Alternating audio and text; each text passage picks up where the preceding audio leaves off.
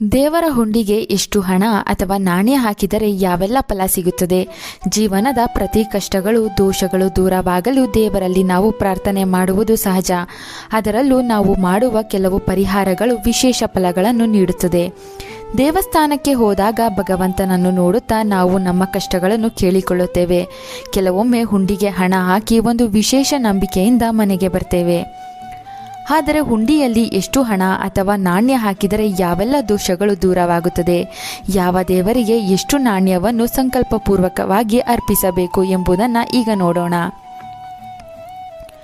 7 ರೂಗಳನ್ನು ದೇವರ ಹುಂಡಿಗೆ ಹಾಕಿದರೆ ತುಂಬ ಒಳ್ಳೆಯದು. ಇದರಿಂದ ಕಲಿಯುಗದ ಬಾಧೆಗಳು ಶೀಘ್ರವಾಗಿ ದೂರವಾಗುತ್ತದೆ. ಅನಾರೋಗ್ಯದ ಸಮಸ್ಯೆಗಳು ದೂರವಾಗುತ್ತದೆ. ಶತ್ರು ಬಾಧೆಗಳು, ಶನಿ ದೋಷಗಳು ದೂರವಾಗಲು 9 ರೂಗಳನ್ನು ದೇವರ ಹುಂಡಿಗೆ ಹಾಕಬೇಕು. ನವರಾತ್ರಿಯ ಸಂಖ್ಯೆ 9. ಈ ಸಂಖ್ಯೆಯಷ್ಟೇ ಹಣವನ್ನು ಹುಂಡಿಗೆ